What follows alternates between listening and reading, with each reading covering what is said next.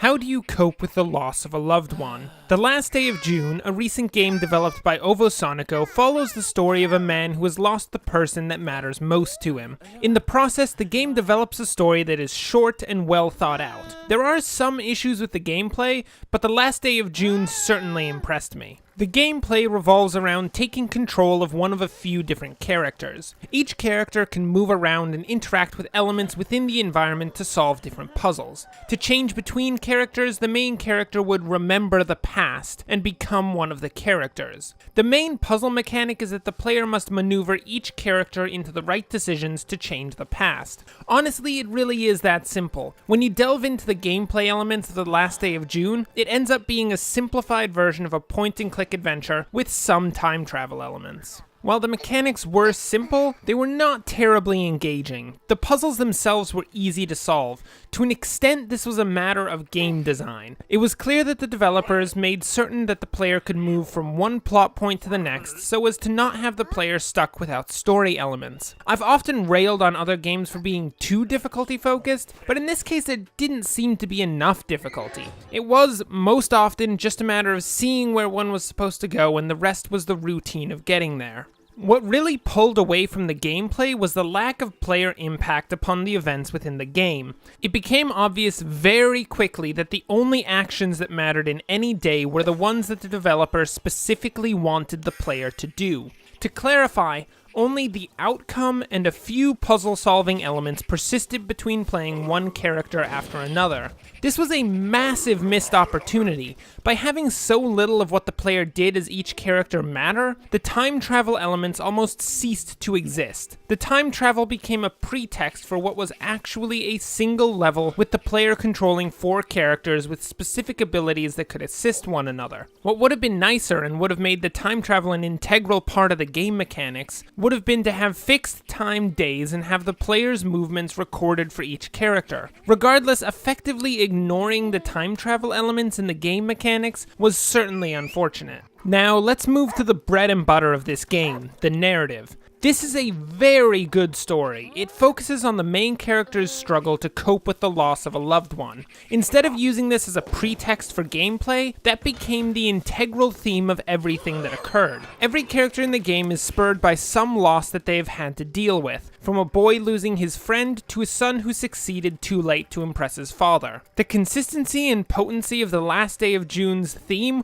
was on par with what would be seen in most other mediums of storytelling. In addition, the characters' actions reflect the realities of their past, causing each character to exist as a unique entity instead of a simple archetype. The backstory of every character, including the protagonist, is revealed slowly throughout the gameplay, either through collectibles or simple story progression. As the player better understands the backstory of each character, actions that once appeared to be random, out of place, or stereotypical take on a new light. A character's love of flowers might seem like a generic caricature, but ends up being an homage to a tragedy. What is even more interesting is the way the main character's backstory is expressed. Instead of just telling what occurred, the game places ghosts of events that occurred between the protagonist and their lost love. In this way, the game expresses the deep pain of the character's loss, as the world where they once lived is permanently marked by the memories of their life together. To put one more nail in the coffin on this point, the protagonist's state within the game is key as well. He is in a wheelchair from the moment of his tragedy, thereby creating a physical metaphor of the protagonist's crippling loss. To put it simply, the character development was done very well throughout, and little was put in just for the sake of it. While the story was quite good, it did suffer when one considered its storytelling mechanics in relation to it being a game. There was nothing about the method with which The Last Day of June expressed its story that was specifically gaming. Every event could have been told through film with little to no loss to the viewer, especially given the fact that the time traveling was so underutilized in the gameplay. Giving the game a greater focus on story through gameplay, or changing the format so that the fact that the player acts within the game world reveals more of the themes within the story, would have taken this game from being a good story to a potentially brilliant example of what gaming can bring to the table narratively. As is, The Last Day of June is a good story that could have been told in other mediums just as well. As an aside, the way that the last day of June dealt with achievements was very interesting. The title of each achievement was not some generic "Got level 2", but instead expressed the mood of the scene wherein the achievement should be popping up on the screen. It even went to the extent of alerting the player to scenes that would occur after the credits at the end of the game.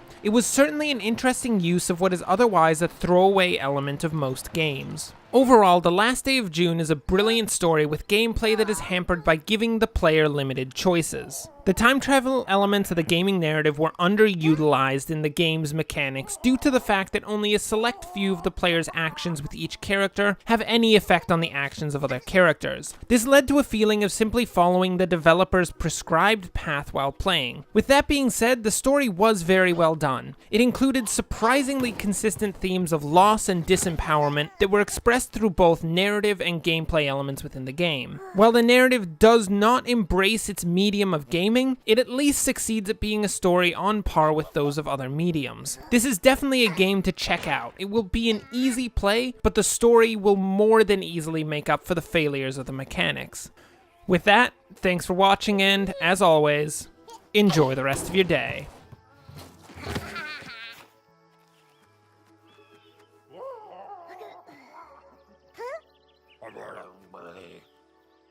Huh?